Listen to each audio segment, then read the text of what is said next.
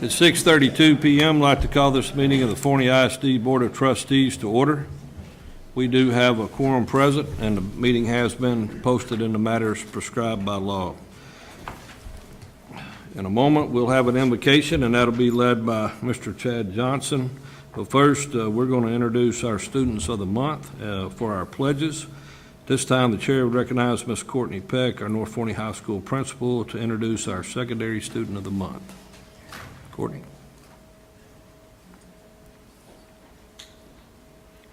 Good evening.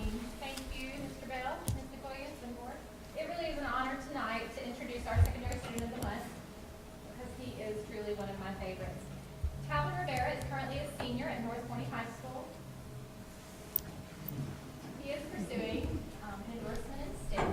He's been a Falcon now for 4 years, and he was a Brown Bear before that. He is truly a student leader on our campus and in the district because he's a part of the Synergy program that I know all of us have heard great things about. He's a freshman mentor, and he also has gone out and mentored at some of the elementary schools. Calvin is loved by our coaches, our teachers, and our students. That can be seen from the fact that he was chosen this year as our homecoming team. He's actually served on the board all 4 years, voted on by his peers, and the fact that our teachers chose him to receive one of our True North awards multiple times. Besides his success in the classroom and as a leader, he excels athletically. Some of you may know that Calvin was the starting running back this year for our mighty Falcon team. And he was chosen as a captain by his teammates.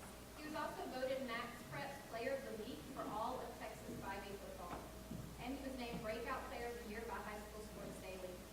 He's also placed first in district track in 100 and 110 meter hurdles.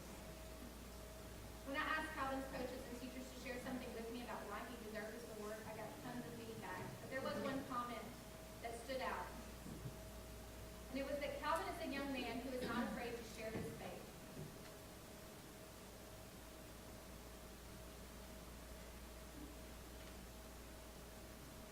The coach said he is an inspiration to me as a man because he is a young man who is doing absolutely everything that you would want a follower of Christ to do. And I just have to add that he is also everything that I would want a Falcon to be. Congratulations, Calvin.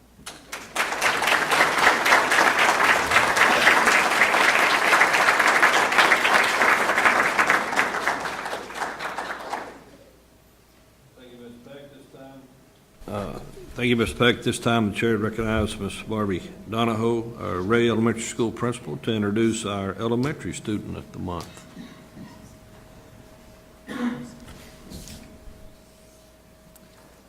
Good evening. I'm glad she shed some tears because I might do the same in this.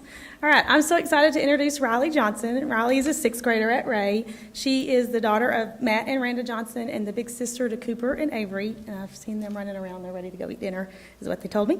Outside of school, Riley plays volleyball and basketball, takes dance lessons, and is very active in her church youth group. She's also active. She also serves as the drama team on the drama team at her church, which I haven't seen much of that at school. I can't wait to see that. At school, Riley participates in Honor Choir and Media Club. Riley's favorite subject is math, and the best part of her day is focus time because she gets to work with one of her favorite teachers. Riley's teachers, both past and present, had this to say about her. And this is where the tears will come. Riley is always so polite. She's a hard worker and has a positive attitude even when things are difficult for her. Riley comes into the school with a smile on her face, and she leaves every day with a smile on her face. She brings a sense of happiness to those around her, and just as a way of making those smile around her. Riley exemplifies the motto, others before self. Her heart is golden, and it beams from her each and every day. We are so excited to see what the future holds for this Ray Eagle. Join me in celebrating such a wonderful student, Riley Johnson.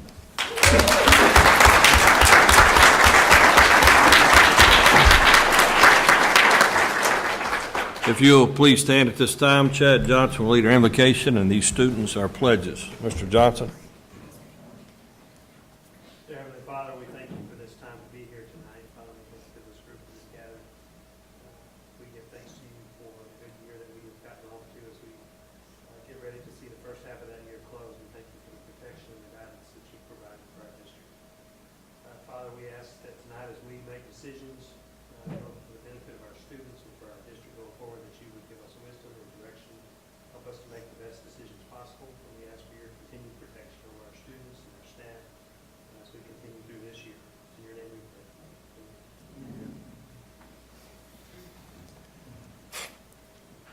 pray. I pledge allegiance to the flag of the United States of America and to the republic for which it stands, one nation, under God, indivisible, with liberty and justice for all.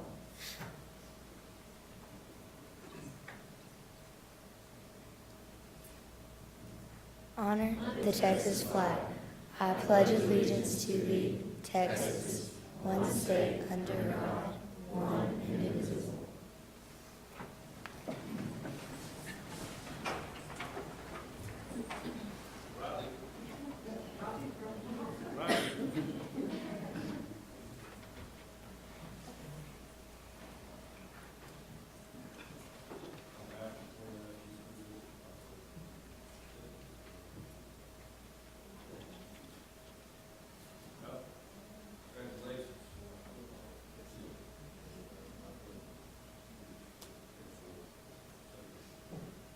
You guys come up for the photograph. Start with our parents. Parents, you want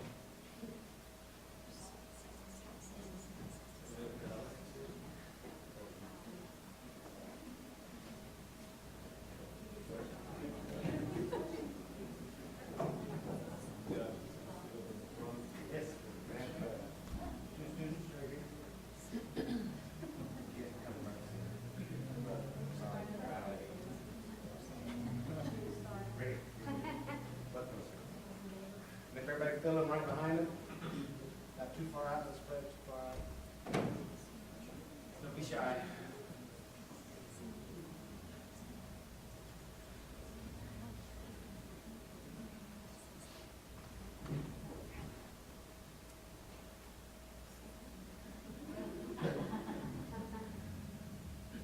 Just warm it up.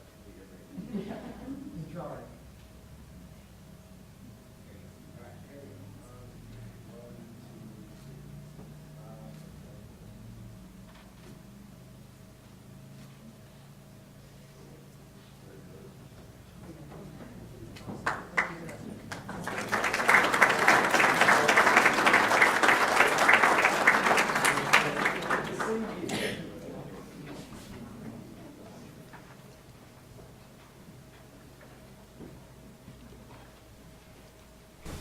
Well, it's always a good time to start out our meeting with these students of the month and to hear about their accolades and kudos, what they do both at the district and at home.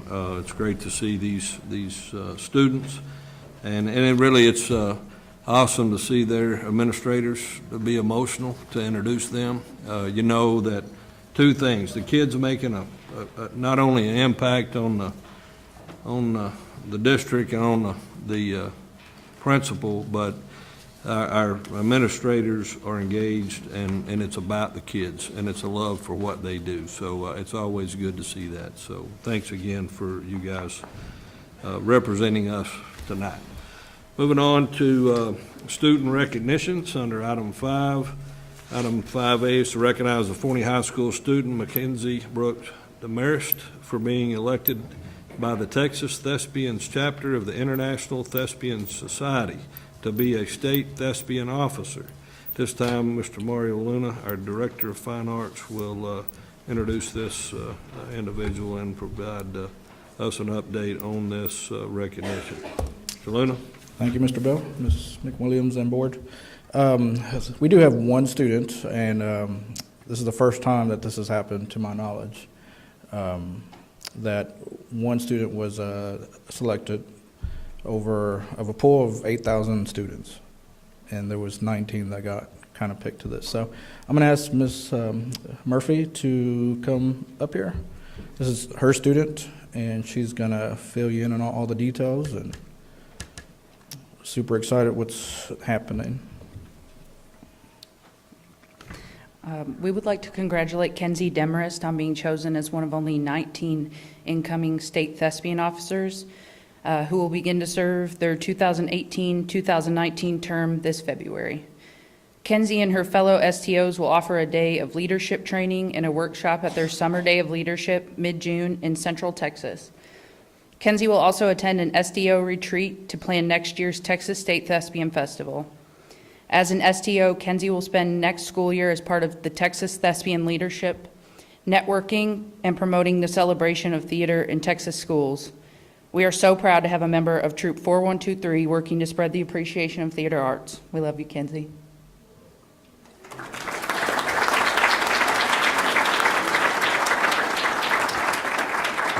Come up here.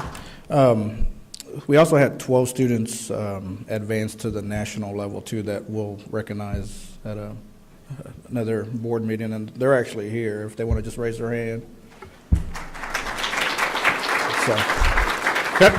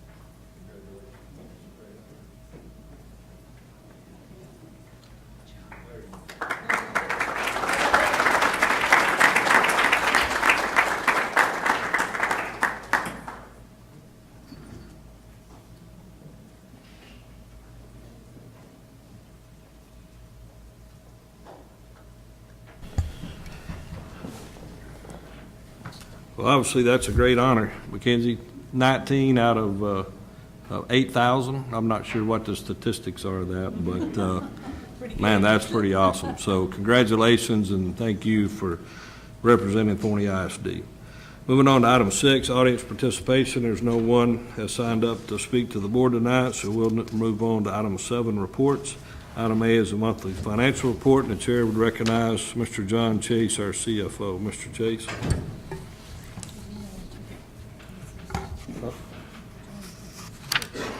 The monthly financial report for October 31st, 2017 is in your board book for review. Just to start off with, the revenue recognized for the month was $7.5 million. Expenses for the month was $7.2 million. The year-to-date revenue recognized was $17.9 million, or 23% of the amount estimated. Year-to-date expenditures is $26 million, or 33% of the amount appropriated. For comparative purposes, last year at this time, I believe we were at 22% recognized on revenue and 31% on expenditures. So we're pretty close. No surprises there. Moving on to the debt service fund, the revenue recognized for October again is $265,000. The expenditures for the month was $4,000, a little over. Year-to-date revenue recognized is $414,000, or 2% of the amount estimated. Year-to-date expenses was $12.4 million, or 71% of the amount appropriated. Finally, the cash and investment balances on hand at the end of October for general fund, food service, debt service, and capital project funds was $28 million. So if there's any questions, I'll be happy to answer them at this time. Any questions from the board concerning the financial, monthly financial report? All right. Thank you, Mr. Chase. Moving on to 7B is the school board compliance, non-compliance of continuing education hours report. The Texas Education Code requires a school board member to complete a prescribed amount of continuing education annually, including experienced board members must annually complete a Tier 1 education code update. That's during the legislative years, of which we had this year, so we were all required to take a legislative update.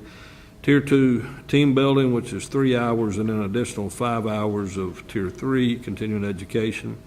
New board members are required to complete Tier 1, which is a local 3-hour orientation, and then a Texas Education Code orientation, which is additional 3 hours, plus the 3 hours of team building and an additional 10 hours of continuing education, as well as the Open Meetings Act and the Public Information Act. So if you're a new school board member and you're sworn in June, you've got a lot of continuing ed to complete by the time we get to here, because if you don't, I get to name you in front of everybody that you didn't get it done. So as the chair, I'd like to say that 100% of our board have all completed and or exceeded their annual continuing education hours. So I appreciate not only the board's commitment to serve and to this community and the school district, but also to meet their required obligations and do the continuing education to be educated, informed, and better at what they do on an annual basis. So if you would, join me with giving these folks a round of applause for not only the service they do up here, but also the CE and the time they spend getting this done to be better trustees for our district. Thank you.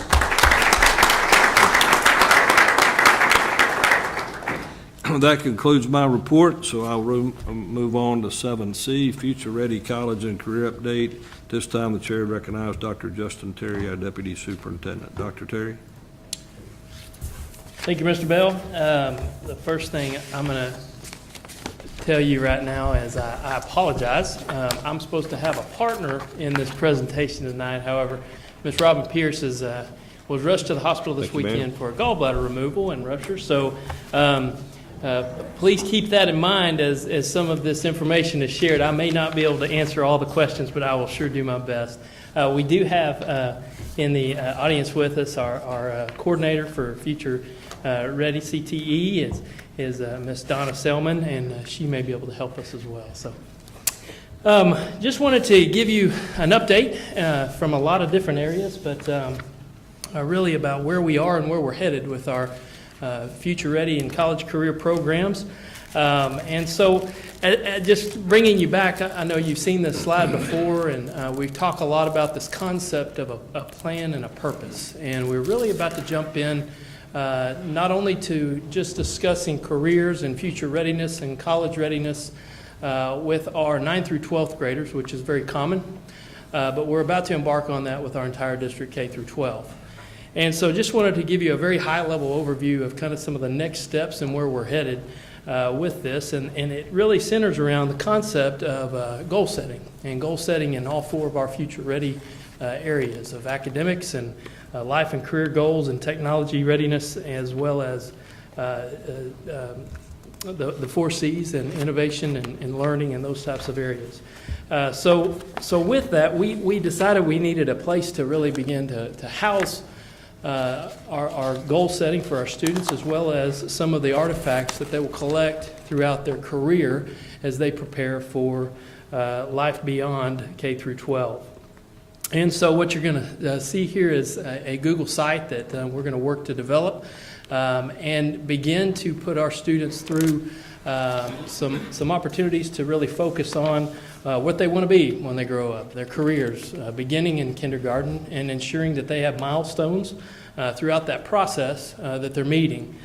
For example, the STAR test, although many times it gets a bad rap, it actually has an identifier of college readiness beginning as early as the 3rd grade. And so we want to ensure that whether it's math or science, or whether it's some of the innovative and future-ready learning standards that we're putting in place, that there are checks along the way, and that they have artifacts to support that they are on track for whatever it is that they'd like to do in their future. I also wanted to point out we also have measurements that go all the way down to the 5th grade that we're going to begin to really look at and focus on through what we call a MAP test. And this assessment we give annually, beginning and end of the year, but actually all the way down to the 5th grade. It is a nationally normed assessment that will tell us if students are on track, and has a very clean and clear ACT predictor. So we can begin to look at, beginning in the 5th grade, how our students are performing on some of those exams as well. Also, you might see some things throughout this. There's some milestones with technology. There's many different skills that we'd like them to learn throughout their careers to be future ready. And so, for example, this is something, this Google site would be a 4th grade skill that we would want all of our students to be successful and master, and they would actually build this themselves. So different milestones along the way we're going to put in place, but looking at a house of some sort that looks like what you see right here, more of a portfolio style assessment, that students can collect artifacts along the way and take those with them once they are out of Forney ISD. The second thing I wanted to show you was really more of a focus on our 9 through 12 and really 8 through 12 students. And I just handed you, hot off the press, just came in today, our new Future Ready Planning Guide. And just wanted to give you a little bit of an update on our career programs as well as our dual credit. And so I've tabbed a few things that I'll kind of reference throughout, but again, I just want to highlight a few of the areas. There's so much more within this document and within our career programs. But if you'll flip through to the first tab there, the green tab, you'll see our STEM endorsement. And specifically, I'm just going to hit on a few of our career focus areas and some of the things to come that we're very excited about in these programs. So engineering has got a lot great going for it and always has here, but we're about to jump into a couple new things that I thought you might want to be aware of. First off, we're about to engineer, build, and learn to fly drones and receive certifications for that. That is a program that we're very excited about. We're also reaching out to one of our new business partners, Smurfit Kappa, and they actually have a design challenge in Dallas that they work with future engineers on, and so that's a future program that we're pretty excited about putting in place over the next year. Computer science, Cisco certifications are coming on board very quickly. We're in our 2nd year of implementation of the computer science track, and so that program we look to continue to expand. It is also a partner with our Synergy program. We are the business partner right now. They are writing many programs for the low price of $0 for Forney ISD and helping our school district out tremendously. Education and training, a couple things just wanted to make you aware of here.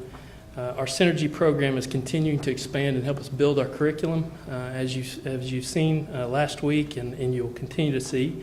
But something we're excited about over the next few years is a continued partnership not only with Eastfield College, which we'll talk about, but also a 4-year bachelor's degree pipeline that will run through UNT Dallas as well. And so that'll come on board here in the next 2 years. So very excited about that, the future of that early childhood program. Law enforcement, I got a few new business partners here that wanted to share with you. City of Forney has really reached out and been a great asset to us, looking to really expose a lot of our students to some of the law enforcement careers throughout our city, as well as a partnership with Eastfield College. They've got a police academy experience that we're very excited about embarking on as well over the next few years. One other thing, you may not have seen this in the past, new to the guide, is an emergency medical technician EMT program, and that is, I think we're starting our 1st year into that certification next year. Health science is a program that luckily continues to expand. It's one of our most popular with our students. We have added a CNA certification, and we are beginning to articulate credits with Eastfield College, and very excited about the articulation agreements that we have added over the last year with Eastfield. Phlebotomy, EKG, many of the standard certifications you'll see, we have offered those in the past. We've expanded these opportunities to now 8 different certifications with the on board with the 9th with the CNA coming next year. Kind of a fun program that we're really excited about putting in play from our entrepreneurship track. You see screen printing and the front of the house screen printing. We're looking at a multiple program experience for our kids over at North Forney that would have the front of the house that would manage a business of t-shirt and screen printing, do the marketing, the management of the books, the finances, the sales, and then the back of the house would be our graphic arts program, and they would do the design work and printing of shirts, and then we would utilize those throughout our school district as well as in our community. Also, we have expanded our partnerships with Graphic Arts. It is no longer just design or video, but the combination of the two, as well as now a radio partnership with KFNY. And we've got some internships that we're going to expand out to that business as well. Our Synergy program continues to, again, give us really great cost employment for Forney ISD. They are doing a lot of logo work, video work throughout the school district. I think we are up to maybe 4 or 5 different campuses who have now changed their logo and are completely designed by our students. Electrical technology.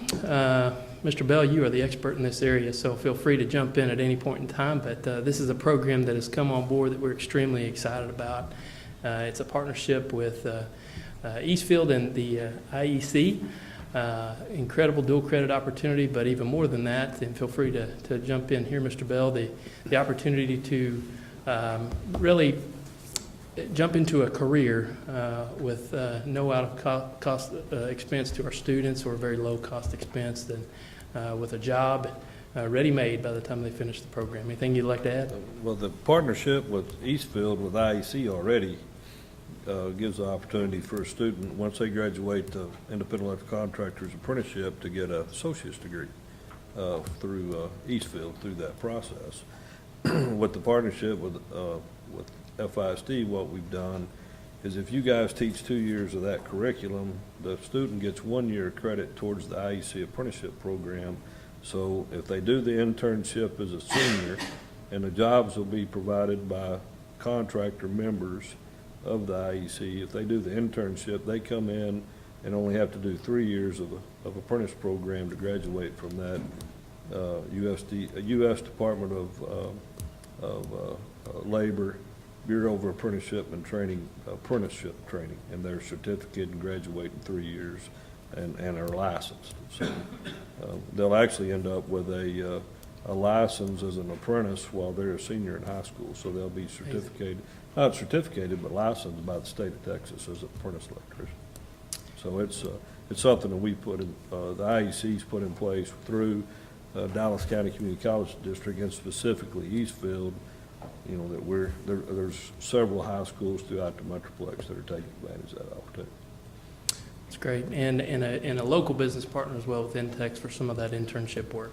I think at the end of the day, they can earn 6 college credits. It's a dual credit program as well, right? So they Yes, can sir. get I think 6 that's college credits through that process while they're doing the internship Yes. and getting paid, because the way it's set up, I guess they get out of school at noon, so you'll work half a day in that internship, the way that this is set up as a school-to-work program. Incredible program. Cool. Very excited about it. It is, we've got our first class of students that have begun the basic level coursework, and we'll be putting them through the internship programs over the next 2 years. So thank you for reaching out to us on that program, both Mr. Bell and Intex and Eastfield. It's very exciting. Our culinary arts program, we're continuing to expand this as well. We are looking to access the facilities that have been in place, but we are ready to make them fully functional and add in, over the next few years, a fully functioning restaurant that would house out of Forney High School, catering venues, as well as the opportunity for dual credit again through, this time it would be El Centro College, is a Dallas County Community College school as well. Vet Med, many of you who have pets that need just a daycare during the day, we've got one for you, and they're fully functioning already. We house Paws 548 out of North Forney High School right now. There's also our Vet Tech program that is working out of North Forney. It is, if you just need to put a smile on your face, go over to the back end of the CTE facilities at North on any day of the week and see the students with the dogs and things. It's a pretty neat program. We're excited about that, and it's inaugural year. So I'll stop right here. Just any questions that you may have. These are just some highlighted career experience opportunities that we have now, and really some of the next steps and next level that we're headed into. Anything I can answer or do my best to answer, since Robin is out tonight. Okay. Very well. Then the second component of the guide that I wanted to make you aware of is I think back on the yellow tab of the Future Ready student guide, and it is our partnership with Forney ISD and Eastfield College that has started this year, and what we've recoined is our Dual Credit Advantage program. And just wanted to give you some a progress report on that. And also, I've got some wonderful guests here tonight to speak on that I'll introduce here in just a second. Just to give you an idea of how successful this program has been on its onset, in 2016 we had about 351 students in our dual credit programs, and in 2017 we jumped that to 584. It's about a 60% increase in enrollment in 1 year. That's amazing. And a lot of that is the partnership that we have. The price has gone down tremendously, and the willingness of their district to work with us. We're very excited about where even we're headed after this first year. Currently, we're offering these courses, many of the basics, the core curriculum you're going to see, everything from English to some of our CTE courses we have begun to articulate as well. And we are looking to continually expand that. In fact, a 3-year plan that we've got in place right now is to offer 36 hours this year, expand that to 50 hours that would include all of the core academics in fine arts and PE, with a really a 3-year implementation goal of an associate's degree offered 1920, or the onset of that. So very excited about where we're at with this program and the opportunities that we have in the future as well. We could not have had such a successful first year in this partnership without an additional partnership that I also wanted to bring to your attention. Our foundation, and Mr. Ferris, please feel free to jump in at any point in time. It has just been tremendous with this outreach of an idea to really transition their scholarship program from an outside of school, after they graduate, post-secondary support to our dual credit program itself. And this year they supported 95 students, a total of about 285 courses on over $25,000 in the first year. And Mr. Ferris, feel free to comment, but my understanding is that that number is growing by some of the great work that is coming from the foundation, and really excited about where we're headed with that. We look forward to continuing that. We thank you, Eastfield, for helping us with this new challenge, and it's been exciting to see how that's grown this year. So thanks for your support, and without your leadership, we couldn't be here. So I appreciate you guys. Absolutely. And then just to kind of close up and give you just kind of a summary of some of the great things that are about to happen with our career and technology programs. We are looking to expand in every area and really, more than expansion, create quality in a lot of these. We have a continued goal to offer an end-game dual credit or articulated or certification for every program that we do offer. And as you can see through this list here, some of that is coming to fruition in areas that we have not had in the past. Again, I would promote this opportunity of our UNT partnerships right now. Education and training, business, criminal justice that we see in the future is a direct pipeline that we've been approached on, and I think that'll be up and running hopefully by 1920 is some of the goal. I just want to take 2 seconds and thank Eastfield for the willingness to articulate. I'm not sure if you're aware of articulation, but it is the opportunity for students to take courses with our staff, and it is of no cost to the students at that time. If they decide to continue their career in the path of Eastfield or Dallas County Schools, then they would earn that credit automatically. So they get ahead just by taking some of our local courses. So appreciate the opportunity and outreach from Eastfield. And just to continue on that, I'd like to get a few special guests here tonight, and one in particular that I'm going to introduce and just ask to come up and say a few words about so far our first, I guess, 6 months of partnership with Eastfield and its progress, and maybe how she sees that in the future. Dr. Jean Conway is the president of Eastfield, and so Dr. Conway, if you don't mind.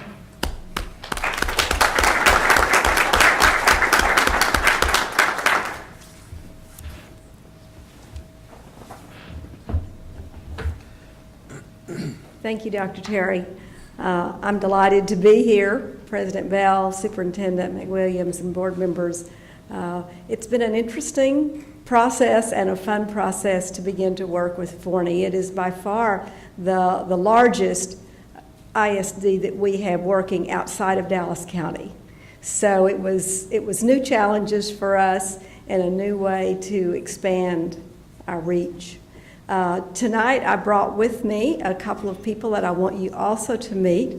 Dr. Janice Hicks is the Associate Dean of Educational Partnerships, and she's the one that has made sure all the operations of this partnership happen. So I appreciate everything that Janice has done, and she's worked very well with Robin and with others in the program. The other is, you'll have to wait for this title, the Interim Executive Vice President of Academic Affairs and Student Success, Dr. Mike Walker. And so he has worked very, very closely. He's new in the role as an interim and been in it since midsummer, but he's learning fast and is a hard worker, and we've appreciated so much all the work that he's done to make sure this program works. And speaking of that, you may or may not be aware, we had a little bit of a bump as the semester started this fall. It happened primarily because we had a full-time employee who 3 days before the semester began resigned. She got some other wonderful opportunity and said, sorry, I'm out of here. And she was teaching several classes at Forney. And so all of a sudden, we had 3 days to try to find someone who could teach in the middle of the day, who was obviously qualified to teach a college-level course, and who was willing to come to Forney to do so. And we had already filled all of our positions for those courses that are on our campus. So this is where Janice and Mike got to work and found people that could teach the classes that all of a sudden were vacant. In doing so, there were just a few bumps, and we met with parents one evening because they had some concerns. They were a bit unhappy, and we went to work, and Mike in particular, to try to figure out what we could do to make whatever had happened be corrected and to be sure that we were fair to the students. Trying also to be fair, of course, to the new teachers who are trying their best to get this going. And so we hired one of our long-term English faculty to actually come and be on site at the high school during several days a week. So the students had somebody they could come to, and the teachers had somebody they could come to, and he's a very experienced online and face-to-face teacher. So we felt good. His name is Dr. John Barrett. We felt very good about John being here to help the students. And then we also had a person from our telecommunications center to come and help work out any glitches that were happening with the computer. So over a course of a couple of weeks, I think they began to get everything worked out. And we believe that by having a second meeting with parents, who almost none came because evidently it was working okay. So we had the second meeting, and we had a few parents that showed up, but mainly they were wanting to know how their students could take more dual credit. So we were pleased and apologized for that little bump at the beginning, but hopefully we have been able to step in and make it okay for everyone, because we're eager for this to continue to grow. You may or may not know that this incredible growth at Forney has probably been the reason that our dual credit and our enrollment in general has grown so much at Eastfield. Our Board of Trustees called on me during one of the board meetings to say, why is your dual credit up so much? And it's about 20% of our overall enrollment for all dual credit that we have. And we, of course, have it with numerous school districts. But the growth is primarily because of the huge growth at Forney. So I was able to tell them about our partnership with Forney and how that had grown so much. That was a fun thing to do. But we are very pleased with the partnership, and we're eager to continue for it to grow as with all the plans you see. It helps us And I think it helps the high school to align the curriculum better. It has to be aligned in order for the students to be able to take these college courses while they're also taking high school courses. So that's a very good thing. And then, of course, it helps us understand students that are a little younger than our usual college students. We understand their abilities as well as the challenges. And we do believe that it's also good for the students and their parents. It's less expensive in their first courses than when they go to the university. And the students begin to get sort of a realistic view of what a college course is like. Sometimes it's a wake-up call, and sometimes they get reassured, oh, I can do this, when they were a little worried about it. And the advantage, too, is that they get to sort of take their first college courses with all the support that you give them, that the high schools give them, and that their parents give them. How often does that happen? Most of the time, students go off to college or university, and they are on their own to fly and figure it out. And by taking their first courses while they're in high school, they've got all that support. So for all those reasons, we are delighted to be able to expand this program, and we thank you for being a good partner. Either I or my colleagues will be glad to answer any questions you might have. Any questions by the board concerning our partnership with Eastfield? Well, once again, Dr. Conway, we appreciate all that you've done, the partnership. We're proud to be a part of your growth, and I don't see that slowing down around here anytime soon, but and certainly appreciative of the foundation. That's helped too. That helps offset the cost, but the significant part is just the cost to our parents. You got this partnership has significantly, probably reduced the cost 50% at least of what it's cost them per contact hour to take these classes. You know, the bump she talked about was we actually ended up doing an online class for that English class. Some of you guys know I went back to school as an old guy, and I took a lot of that online. And the great part about that is you can do it on your own time, but you have to be highly disciplined because nobody's making you come to class. And so I think it is a great transition for these students to have that discipline, but also to have the support and to get some college credit. It is a good transition opportunity for them. So thank you again for all that you've done for us. Thanks.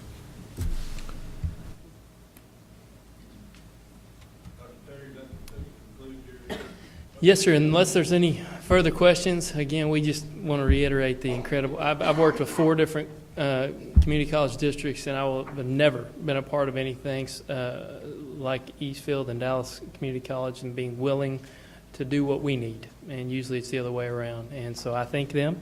They have worked a lot of long hours to make this just an incredible first year. The only other thing I would add is for the career technology for all of us, we got to focus towards that and have it. The key is Eastfield is built a bridge between the ISD and the TPA. Without that bridge, the college-ready high school is really credit for that curriculum piece of that. We can't get that, hardly get that done without the TPA. That's what we found with the IEC. That bridge had already been built by then, TPA, so you just pull that, they provide that information directly to us, and then we're able to put that into the classroom without us having to do it. That's just another layer of bureaucracy that's not really costing. So I commend them for that. Without that, having that, we couldn't do what we're doing. Absolutely. Culinary, all those CTE classes, those grades we built out.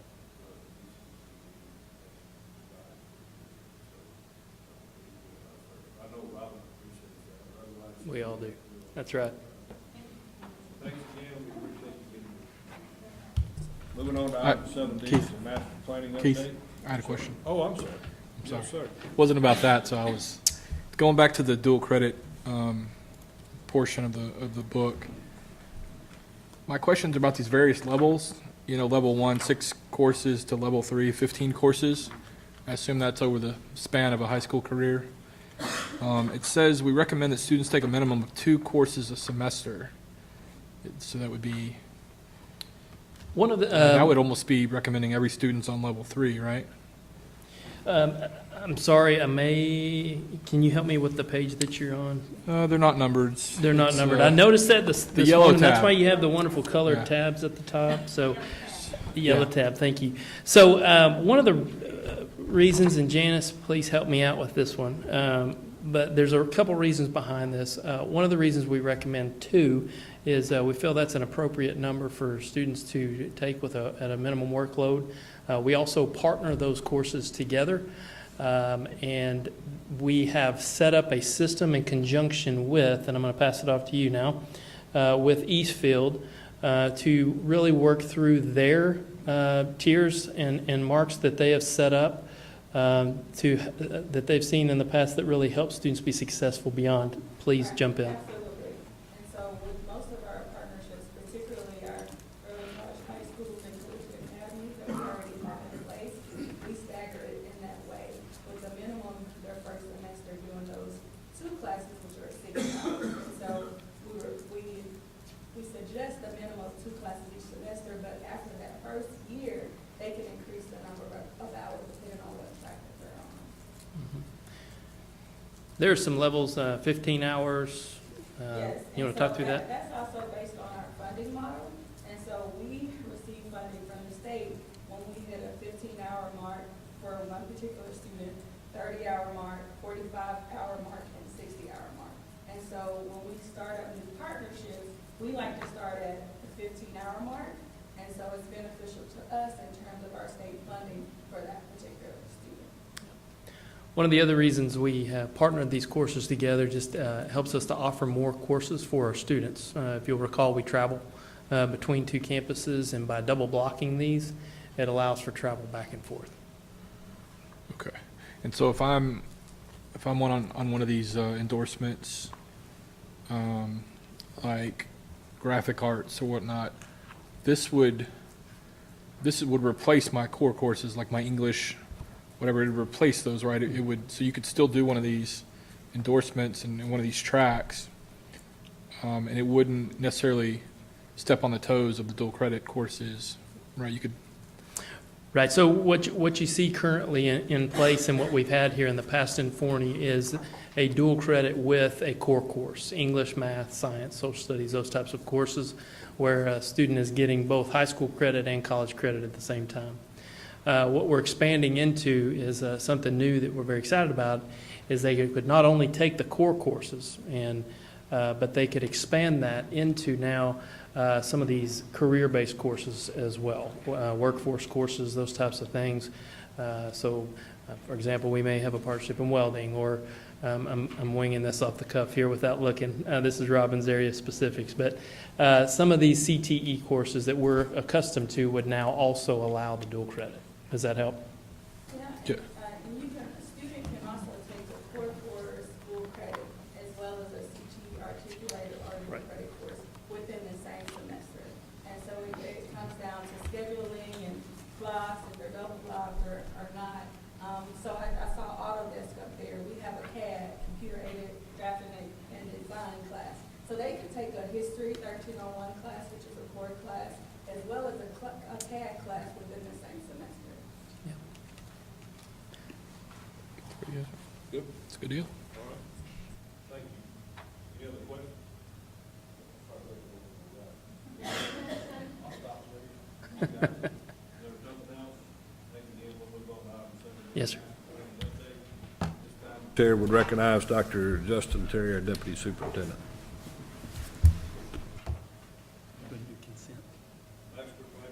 You jump to action items or consent? That's item D, master planning. Master planning. Oh, I'm so update, sorry. D. My fault. I was jumping. My fault. Mr. Bell, I apologize. Yes, sir. I would be happy to. Thank you. I know what I'm doing. I'm I not was sure. trying to what go you know. say hello or goodbye. Sorry, I apologize. My fault. I was jumping to action. I apologize. Master planning update, we do have a couple action items that I'm going to do a little of the reporting on right now in our standard monthly master planning update. We also have our wonderful Huckabee architectural partners here tonight, as well as Lance from Gallagher, so they'll be happy to partner with me on this presentation if you do have questions. Just always going to bring you back to where we are in this process tonight. We are here to take a report on and receive a proposal for a design schematic for our facility renovations and additions, as well as approve a budget. And so we'll talk to you a little bit about that as we go through. I am going to reiterate a lot of what you saw in the workshop, and I will, just for the public and the audience, as well as a few adjustments we've made in the process. So I do apologize for you have seen most of this before, but I'd like to share it with you again if that's okay. So just to point out again, we have come up against a few challenges with the growth that we've had here in Forney ISD, and two specific things that we talked about. First off, the red line there is to hopefully alleviate some of the yellow that you see, which is overcrowding in our K through 6 elementary schools, as we talked about for the last 8 months. That line right there is when we would open about a 900 student capacity increase and convert to our intermediate schools. One of the new things that has come about over the last few months when we received our newest demographer report were the circles. And as you can see, we're growing much even faster than anticipated. And we have some challenges along the way that we've got to meet. And so I'm going to talk to you again about the two areas, solutions that we are proposing. And first off, the intermediate additions, and second, how we can continue to maximize the capacity at each of our campuses, and specifically looking at every single chair or every single possible chair that we could create without building new facilities. And so, again, we talked about this before, this concept of efficiency, and I think that you'll see with some of the numbers I'm bringing to you tonight, we've actually improved, even from where we shared with you in the workshop. And so we'll talk about that as we go through. So child per seat, as you recall, a new elementary school was an estimated $24 million. That's about 700 capacity, about $34,000 per chair that we would be buying if we bought a new elementary school and built that. We have decided to go a little bit different direction, and just wanted to share with you the schematic design that you had in your board packet for approval tonight at the later action item, and just kind of talk you through a few things with that design. First off, we've made just a few changes, and as we continue to dig in, some of that honestly was based specifically on your feedback from the workshop. But we also discovered with some of the, from the structural engineers and things, a few things that we've got to adjust. Specifically, you probably saw a little bit of an increase in the cost from about $16.8 million to a $17 million budget. That $200,000 was related to, we found something we wanted to make sure we had cushion for. There are some, let's see if I get this terminology correct, X braces that we have to create moment frames to support. In other words, there are large, right in this area here, large supports for the current and existing facility right here and one right here. And those we've got solutions for, but it would be a cost of about $120,000 that we're looking at for both facilities combined. And so we've added in a little bit of additional flexibility there. The other thing I'd point out, Miss Green, you talked about some of the flow upstairs, and so on this next slide here, you can see that we've looked at changing that to exit out the other side to kind of even out some of those flows. We've also looked at, these are going to be very flexible type classrooms, so in the design process, we're seeing some really incredible opportunities for this area right here. If you can follow my arrow, I'm going to show you this right here are all flexible and movable walls right here. And so if you can move all of those walls, what you end up with is now a multi-purpose facility even grander than what we had imagined originally.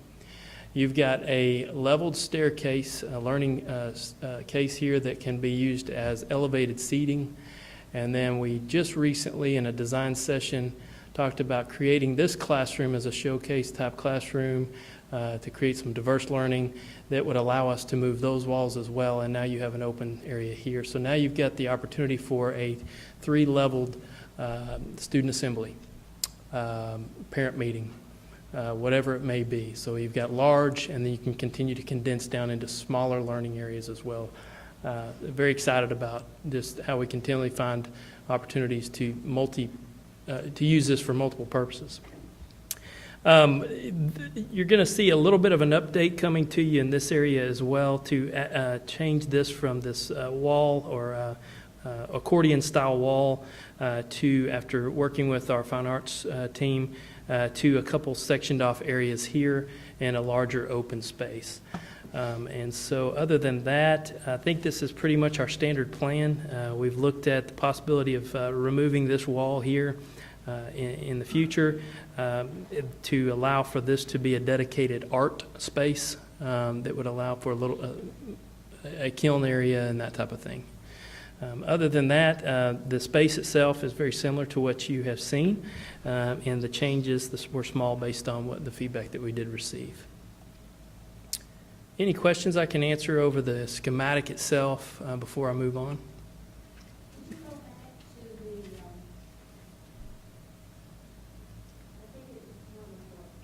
First floor? Yes, ma'am. I know you said those are movable walls in the daily use. How are they accessible? I'm sorry. Walling this slightly open with no door, or No, ma'am. It would be basically a solid structure. how do they exit? How do they leave the space after it's open? A door. Where's the door? Gary, would you or LaTanya like to describe what that looks like? The door could be, how to describe it, it's at the corner of, it could be out into the corridor, that big hallway. It's not shown because you can actually put the door anywhere in that wall you want. And so once we get programs designed, we can determine where that door really is best placed, and then you design it that way. So right now, it's just shown as a movable wall. You can put that door really anywhere in that wall you want. So that would be true for the other ones that look like they're coming off. Great question. I had another question about that. And I wasn't at the facility workshop, so you have to bear with me, but those removable walls, is that the kind you would see at a convention hall with the accordion style walls? Is that a garage doors type? They're movable, I don't know if you said removable, but they're actually multiple. With a tool, you can actually turn them and then move them all, so they're stacked up. Okay. Mm-hmm. So they're solid. Pardon? These are solid walls, panels, right? It is an accordion. Okay.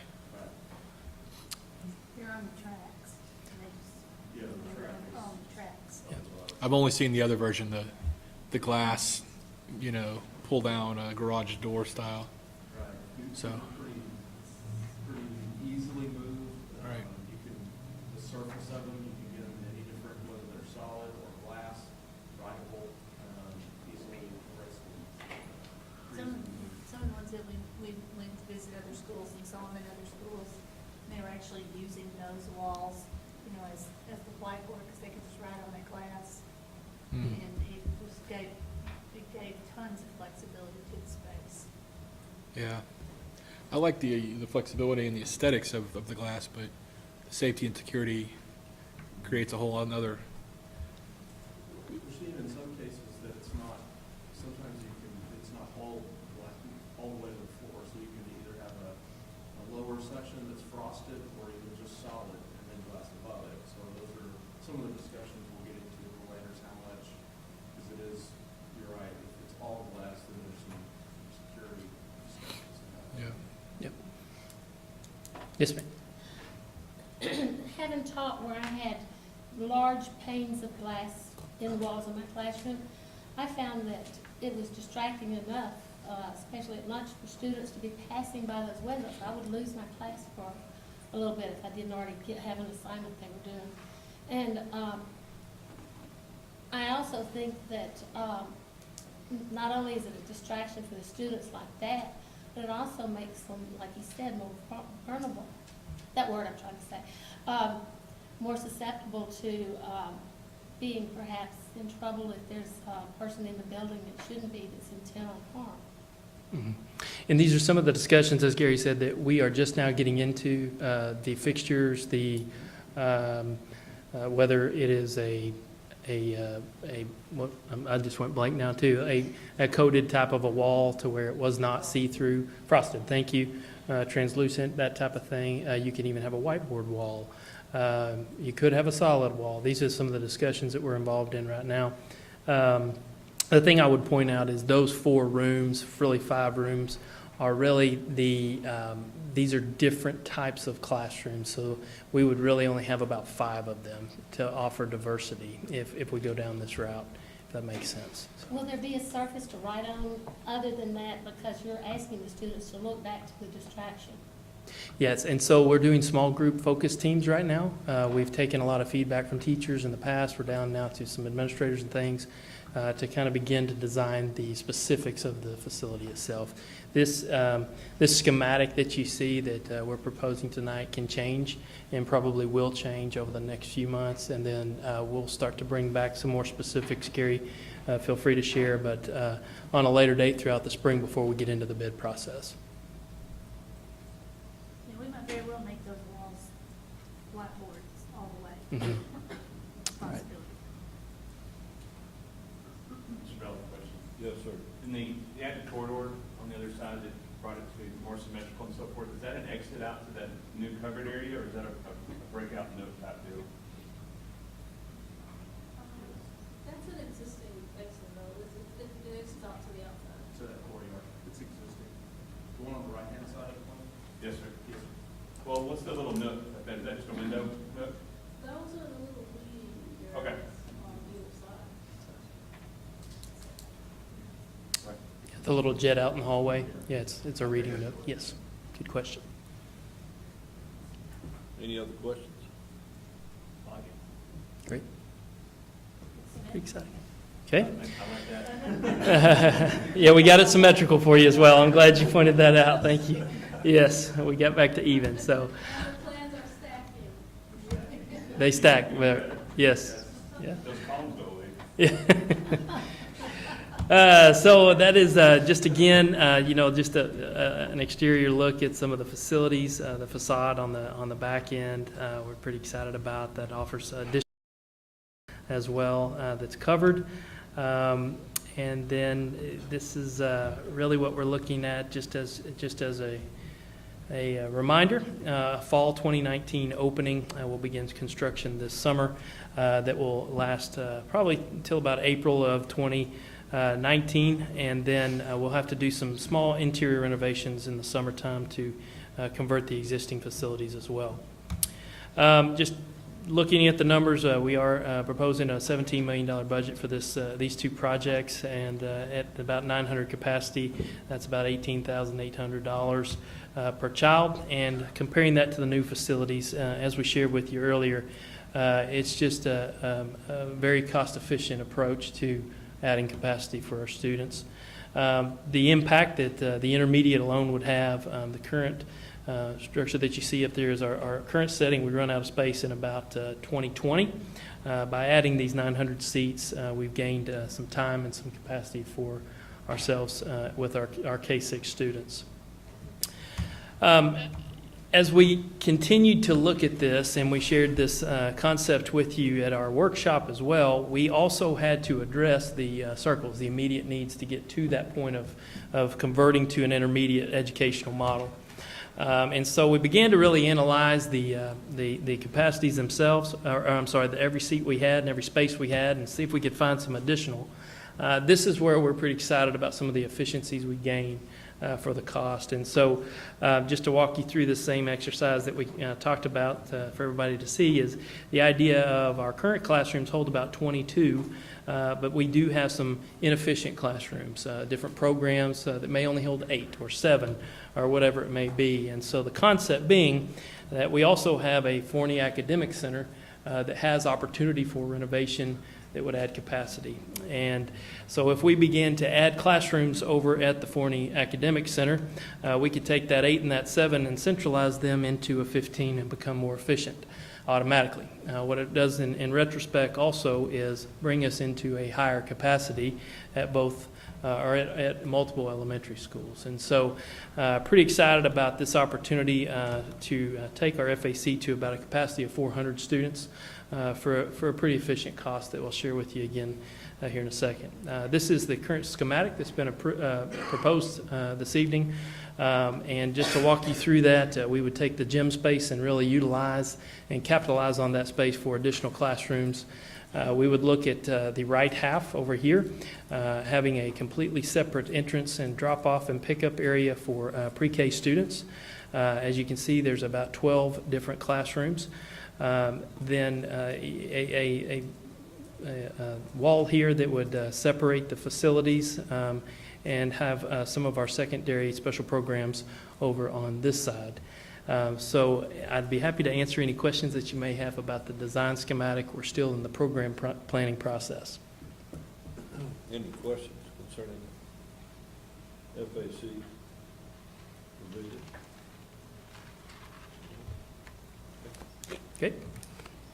I think we came to you with a cost estimate of about $3.5 million, very broad. We're actually lowered that down to an estimated $3 million. And to be honest with you, we do think we would come in under that. We are setting a very high, about $500,000 for contingency intentionally that we're bringing to you tonight, just because of the age of the facility. You know, we don't know exactly what we're going to find when we start digging in there. And so just as a precaution, we'd like to go ahead and propose about a $3 million budget for this project moving forward as well. This we would also propose coming out of fund balance. And so we've talked about that, I think, in the workshop as well. The cost on this per child is about $10,000. And as you can see, just an incredible opportunity for us to capitalize on as a school district to add capacity. And just, you know, the total project itself, about 1,200 additional seats for our kids at about over half the cost of a new facility itself. The impact of the pre-K center itself, as you can see, is that third model at the bottom, and you can see the efficiencies that we gain are pretty tremendous for the amount of money that we would expend. The conversion itself, just to hit on a high level tonight, we'll get into a lot more of that over the next few months. But if you'll notice, the red has been added in, and so we would propose the renovations for the FAC would actually occur this summer and actually open fall of 2018. And so we're going to be working pretty quick on that project this summer, if that makes sense. Personnel, just to give you a very high-level view, we've started down this line. This is obviously going to be something you're going to hear a lot about, so we want to make you aware as soon as possible what this looks like. And personnel transitions impact all 9 elementary schools, obviously. And so we are working right now on a timeline that's much more detailed. We hope to bring to you in January or February. We are hoping to finalize our leadership team for all 3 facilities this winter and spring, and announce that this spring. And then our teacher transitions would definitely not occur until the following year, if that makes sense. One of the things that we are going to do is talk to all of our staff and ensure them that throughout this process, 2 things will occur. We have plenty of seats for teachers. They all have a job, number 1. And number 2, we think it's very important that they have a voice in where they end up. So if they do have to transfer, that they have opportunity to give their voice into where that is that they end up. And so we will definitely have a process that includes that on the onset. A couple things, just a high-level view, December communication planning. Now that the word is out tonight of some of these things that we are looking to do from a facility standpoint, we've got 3 things that we're about to do over the next 2 weeks. Number 1, we've got video communication, I'll show real quickly, and then a staff meetings. We're going to each of our elementary schools to have a one-on-one face-to-face conversation with them and share with them the same information with all of our elementary school K-6 teachers. And we're also going to invite back in our innovation and design team, give them an update, and begin to develop an FAQ as we move forward into the spring. So real quick, I'd like to show you the video that we will send out just so that you're aware of what our public will see over the next, probably tomorrow.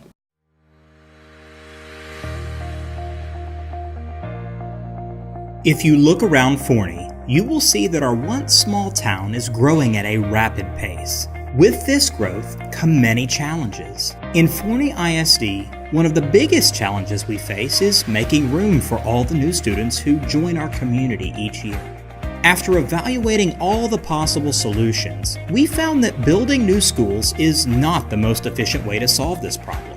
Our goal is to meet this challenge by maximizing the space we currently have and restructuring programs to increase efficiency, all without raising the school district tax rate. The first step in this plan is to redesign the Forney Academic Center and to incorporate a pre-K center. By centralizing our district pre-K programs, we free up classroom space at our elementary campuses. The second step is to convert Ray and Smith Elementaries into 5th and 6th grade intermediate campuses. This conversion will allow the addition of a third wing to each campus and will allow the district to more efficiently utilize existing spaces. Our current timeline is to complete the Forney Academic Center renovation by August of 2018 and to complete construction on the Ray and Smith conversions by August of 2019, all without increasing the school property tax rate. These two projects will allow Forney ISD to accommodate an additional 1,200 students at half the cost of building new schools. There are still a lot of details to work out, and if you have questions, please go to this link and submit them. We will release an FAQ at a later date to answer your questions, so be on the lookout for more communications as we work to meet the needs of our growing community. So I will be happy to answer any questions that you do have. Again, we're excited about the process that we've been through and even more excited to be able to bring 1,200 additional capacity without raising any of our tax rate in the future that we foresee. Thank you, Dr. Terry. Any questions by the board concerning the master planning update? Good work. Do you? It's good work. Good deal. Thank you. All right. Well, thank you. I appreciate it, Dr. Terry. We appreciate all the work, Susie, of your staff and your team to put this together, architects, construction managers. So thank you all for everything you've done. Appreciate it. Good team. You're awesome. Moving on to item 8 is the consent agenda. Item 8A is the minutes of the November the 2nd, 2017 Team of 8 training. Item 8B is the minutes of the November 6, 2017 regular meeting. Item C is the minutes of the November 13th, 2017 facilities workshop. D is to approve a budget amendment. And E is adoption of the 2018-19 and 2019-20 school calendars as a final reading. The chair would entertain a motion to take these collectively or individually, whatever the board's pleasure. Move that we adopt them collectively as recommended. Got a motion, Mr. Johnson. Is there a second? Second. Second, Mr. Andrews. I got a motion and a second. Any discussion? Hearing none, call for the vote. All in favor say aye. Aye. All opposed? Motion carries. Moving on to item 9 is considered agenda. Item A is consideration and possible approval of the TASB policy update number 109 affecting 25 local policies, and this would be as a first reading. At this time, the chair would recognize Mr. Rick Gear, our Chief of Human Services. Mr. Gear. Thank you, Mr. Bell, Ms. McWilliams, School Board. Update 109 encompasses changes in law from the 85th legislative session that have an immediate impact on the governance and management of the district. Most of this stuff, several items were covered in our student code of conduct when we updated it this August, because many of these laws became effective as of September 1. We just received the TASB update, and so now we're bringing this to you today as a first reading.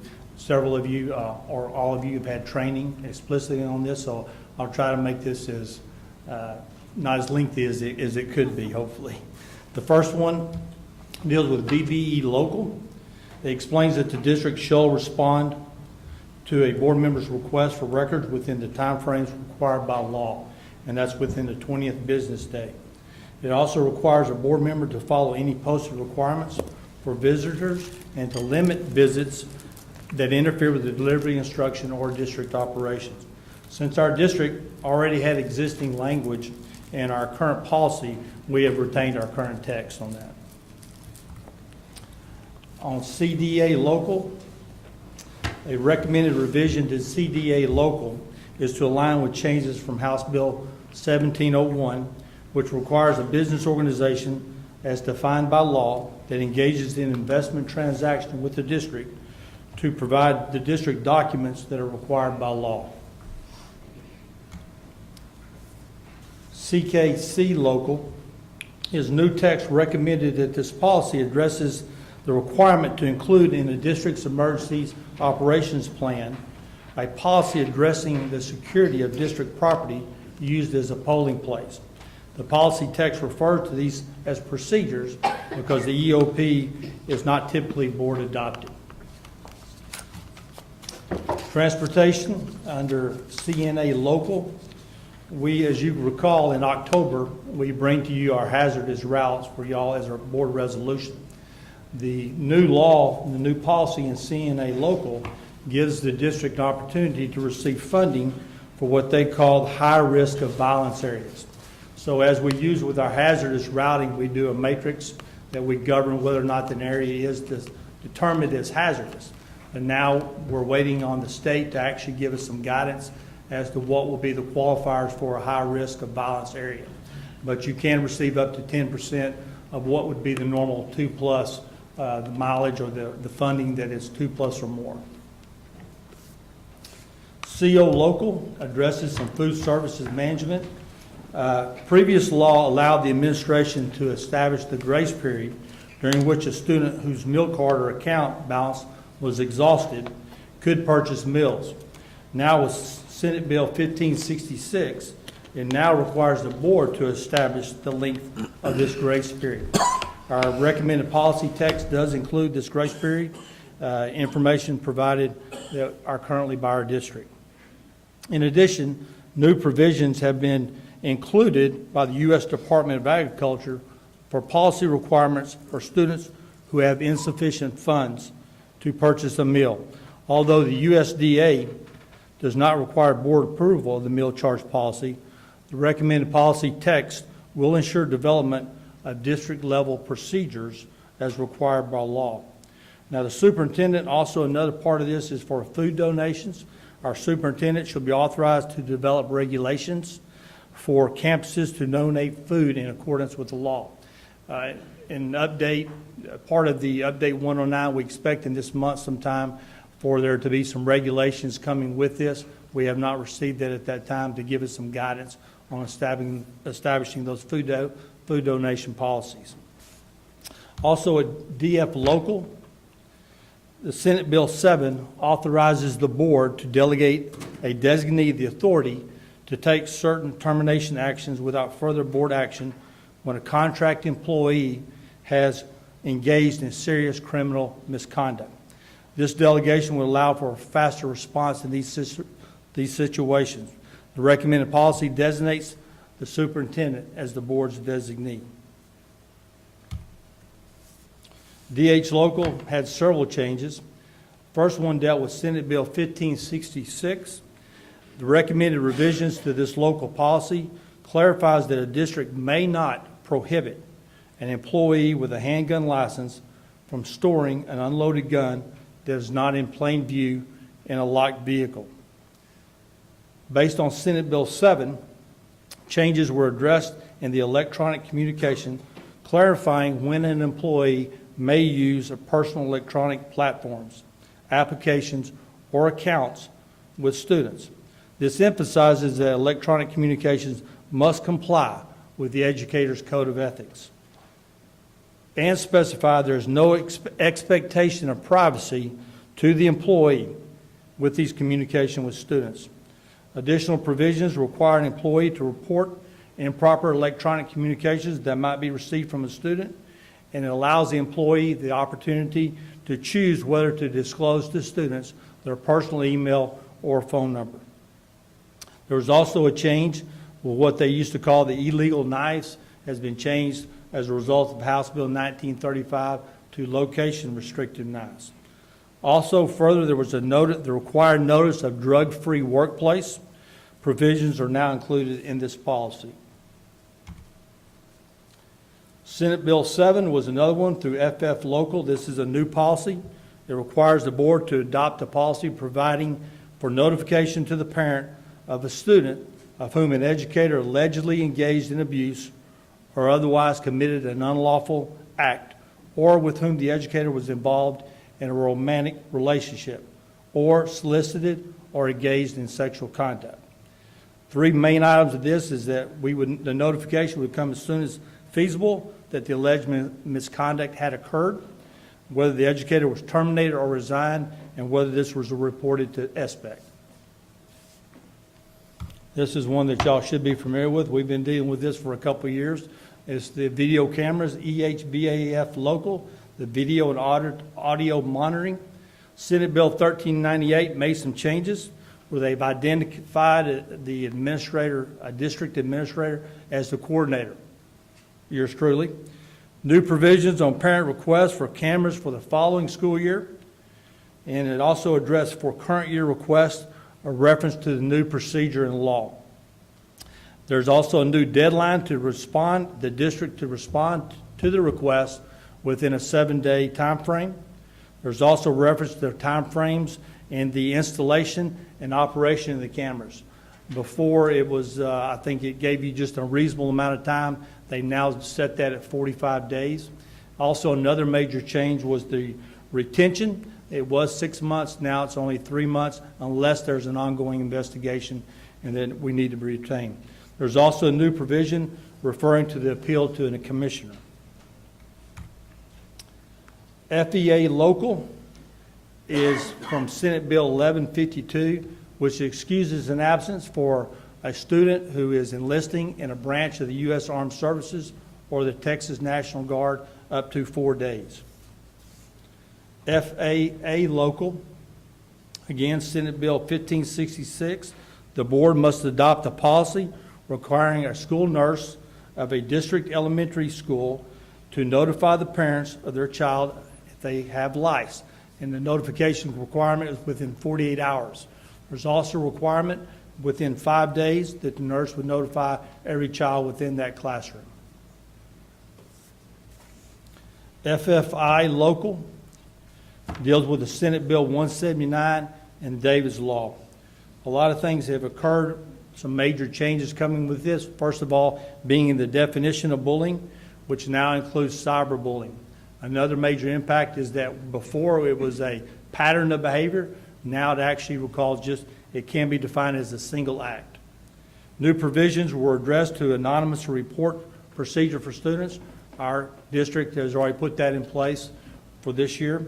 New provisions requiring parental notification of bullying allegations, where the victim, if lack of a better term, would be notified within 3 days, and the offender would be notified in a reasonable amount of time. Acknowledgement that the district may not notify law enforcement in certain circumstances. GBAA Local, House Bill 3107 allows a board to establish reasonable yearly and monthly limits on the personnel time spent to produce public information for a requester, after which the district may begin charging the requester for the time. As reflected in the recommended revisions in the policy, in addition to the 36-hour yearly limit, the board may establish a monthly limit of not less than 15 hours, after which the district shall begin charging for personnel time. GKA Local, new provisions from Senate Bill 1533 allow a school administrator or school resource officer to inject an individual from or refuse an individual entry to property and subject to the district's control if the individual refuses to leave peaceably upon request and the person poses a substantial risk of harm to a person or continues to behave in an inappropriate manner after a verbal warning. This really didn't change much of the fact that now the district always had the right to be able to do that, But now there's actually an appeal notice that as they're being ejected, you've got to give them the way for them to appeal that decision. It can be, the removal can be for up to 2 years. Also, under GKA Local, Senate Bill 1566 provides that a district may not prohibit any person with a handgun license from transporting or storing a handgun, firearm, or ammunition that is not in plain view in a locked vehicle in the district parking area. GKC Local recommended revisions to this policy regarding visitors are to reflect that board members' visit to district facilities are now addressed in BBE Local. Revisions have also been made to better align text registering sex offenders on campus with statutory provisions. Another new policy is GKE Local. This local policy is recommended for inclusion in the district's policy manual to satisfy the requirement for Senate Bill 1566 for a board policy allowing a principal to provide a representative of a patriotic society an opportunity to speak to students during the school day. The policy must give the principal discretion over the date and time and allow the principal to limit the opportunity to a single school day and to limit the presentation to 10 minutes. We're at the end. Everybody. The last one is actually a policy deletion. This was not as of legislative update. It was a recommendation because this local policy is recommended to align, it no longer aligns with current state guidance regarding the duties of a counselor. So TASB recommended that this be deleted. Be glad to answer any questions that you may have. Any questions? No, it's not the first time y'all seen this. Any questions from the board concerning TASB Policy Update 109? Ms. Green? What is the definition for patriotic society? Well, there's a long list. An example of that would be Boy Scouts would be one. And actually, I think they came to one of our campuses and did speak. I'm thinking of military recruiters on high school campuses. There's a long list that's actually in, they'll be listed in, actually it's listed in our handbook examples, in our student handbook. All these laws that laws, policies, and procedures most of these we went over, we talked about in the when we were voting or passing the student code of conduct. So we've addressed some of these. But the Patriotic Society, Boy Scouts, Daughters of Texas, and there's American Revolution, there's a whole bunch of different ones. Did that answer your question? Any other questions? Okay. Thank you, Rick. This is on the agenda for a first reading, so it would be our typical policy, if it's a consensus of the board, that this would be on the January 18 agenda as a consent item. So if that meets with the board approval, then Judy, if you'll put that on a consent agenda item in January of 18, I would appreciate it. Thank you again, Rick. Moving on to item B, consideration of possible approval of a resolution appointment to the Kaufman County Appraisal District Board of Directors. This time, the chair recognizes Mr. John Chase, Chief Financial Officer. Currently, Mr. Robert Dobbs is our representative on the Kaufman County Appraisal District Board of Directors. His term expires at the end of this month, and he's agreed to serve an additional 2-year term for us starting January of 18 and in December of 19. So you have a resolution that was included in the board packet. Our recommendation would be that we would appoint him as our member to that board and approve the resolution as presented. Okay. Thank you, Mr. Chase. Mr. Williams, you have a recommendation? Yes, sir. Mr. Dobbs has done a great job of serving on that board for us. He's kept me very informed and along the way, and has communicated with me back and forth. And so I would definitely like to ask the board to approve the resolution and appointment of Robert Dobbs to serve another 2-year term as our representative on the Kaufman County Appraisal District Board. Okay, thank you. Mr. Williams, we have a recommendation from our superintendent and our CFO concerning the resolution included in the packet. Are there any discussion or any questions concerning that recommendation? I'd just like to say he's been very proactive on our behalf since the very first meeting he attended. And I think that we would do ourselves a disservice if we don't put him back in that position again. So I'd like to move that we adopt this motion. All right, we got a motion, Ms. Green, to approve the resolution. Is there a second? Second. Second, Mr. White. I got a motion and a second. Any discussion? Hearing none, call for the vote. All in favor say aye. Aye. All opposed? Motion carries. Moving on to item C is consideration of possible approval of the design schematic and budget for the addition of Ray and Smith. This time the chair recognizes Mr. Justin Terry, our Deputy Superintendent. Dr. Terry? Thank you, Mr. Bell. We shared with you the information earlier as well as in the board workshop. So tonight we are coming to you on the current timeline to propose the schematic design that was in your board book, as well as a $17 million project budget for both of those facilities. This will, if approved tonight, we will begin to take this to the city tomorrow to share these plans with them as well, and feel very confident that we'll meet their timeline for extension for some of the coding discussion that we had earlier this fall. Great. Thank you, Ms. Williams. You have a recommendation? Yes, sir. It's the administrator's recommendation that the board approve these design schematics and the budget for the addition to Ray and Smith. Okay, we have a recommendation from our superintendent. Is there any questions concerning the recommendation? Hearing none, at this time the chair would entertain a motion. So moved. Motion, Mr. Ferris. Is there a second? Second. Second, Ms. Green. I got a motion and a second. Any discussion? Hearing none, call for the vote. All in favor say aye. Aye. All opposed? Motion carries. Moving on to item D, consideration of possible approval of the design schematic and budget for the renovations to the Forney Academic Center. At this time, the chair recognizes Dr. Justin Terry, our Deputy Superintendent. Dr. Terry. Again, Mr. Bell, really excited to bring this proposal to you tonight, as well as the schematic design that you saw in your book. We are proposing a $3 million budget. We do feel that is a conservative approach to a budget, and about $500,000 of that would be from contingency standpoint for about 300 additional seats. This will also put us in alignment with the other two projects at Ray and Smith, allowing us, by approving this on this timeline, allowing us to bid them all together this spring, as well as bring this to the city under those same contingencies that were laid out for us this fall. Great. All right. Ms. McWilliam, you have a recommendation concerning the approval of the schematic and the budget for the FAC?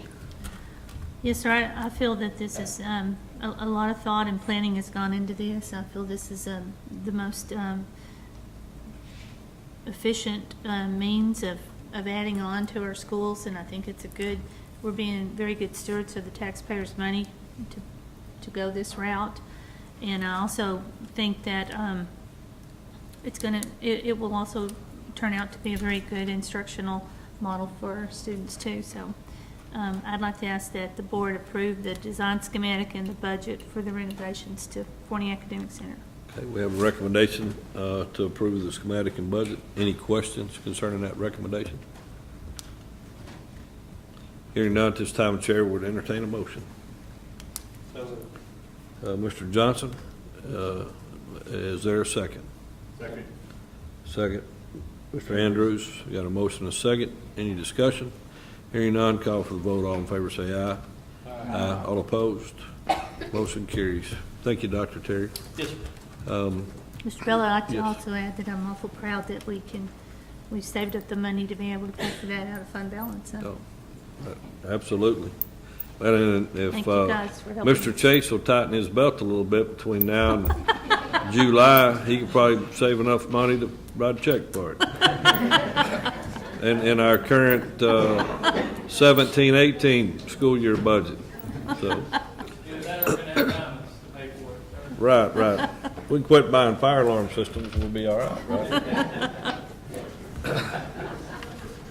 I had to get that in. I'm sorry. Cameras, fire alarms, what else is on that? Yeah. But, I would agree. I think when you look at the cost per seat, you're adding 1,200 seats. certainly down there at the FAC. I mean, are we going to call that a pre-K, or are we calling that an early childhood development center? Have we named it yet? committee that will. We have a Oh, committee. no, we don't need it. We We are got plenty of committed five. committees. Yes, sir. Do what? We're going to have a committee for that. Is that right? Okay. Yes, sir. I mean, early. It will be an early childhood center development, right. of some sort. Gotcha. I just want to make sure we want to call it a pre-K center, so. No, we won't. All right, gotcha. But anyway, I do think that's a good use of our funds, and it's certainly great, we could do some of this and do it with existing bond authorization as well as with fund balance. So that's, I'm proud of that, so. I'd like to also thank Huckabee and Gallagher Construction. We have been pushing the limit on those guys. They worked through Thanksgiving, and we have, we've been on a really, really, really tight timeline. And thank you guys for all the help you've given us. We couldn't have done it without you. Great. All right, moving on to item 10 is executive session. And what's on the agenda is deliberation regarding employment of professional contract personnel. We have 3 individuals. Is there any reason we need to go to executive session to approve these? None? If that's the case, we'll bypass the executive session, go on to item 11A, which is consideration of possible action regarding employment of professional contract personnel. This comes recommended by our administration, so therefore the chair would entertain a motion. Make a motion to approve the contracts recommended. Mr. Johnson made a motion. Is there a second? Second. Second, Mr. White. I got a motion and a second. Any discussion?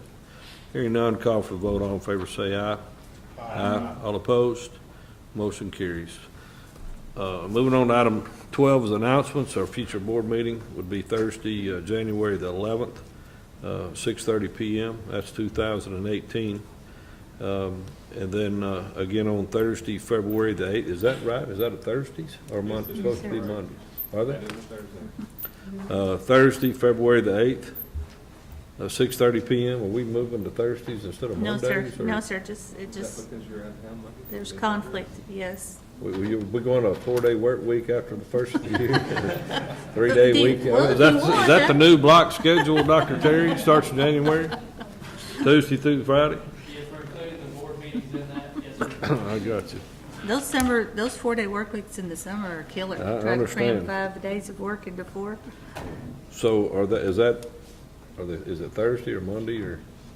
11th is a Thursday. Yes, It'd be sir. a Thursday. A Thursday and Thursday. Is that right? Okay.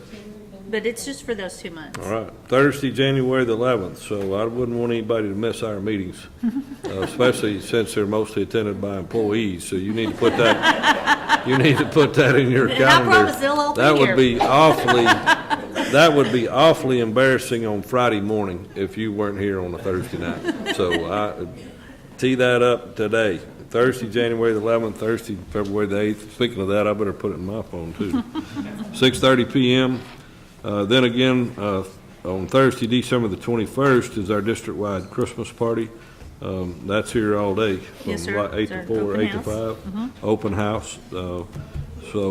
And then Monday, December the 25th through Friday, January the 5th is our Christmas break here at the administration building. So, And then our Christmas dinner is the 12th. I'm sorry, I didn't have it on there. right.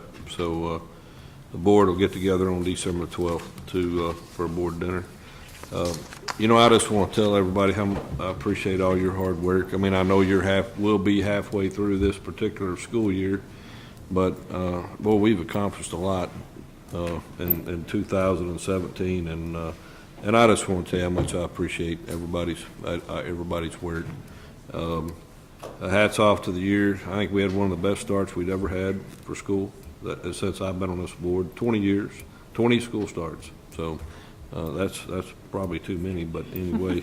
But it was great. I mean, y'all have done a great job, and I just want to wish everybody a Merry Christmas, and Happy New Year, and Happy Holidays. So with that said, We're it's also 8 proud of those North Pointe Falcons. too. Absolutely. Let's give a round of applause to Ms. Peck and the Yeah, that's Falcons. right. Good job. It's 8:11 PM and we stand adjourned.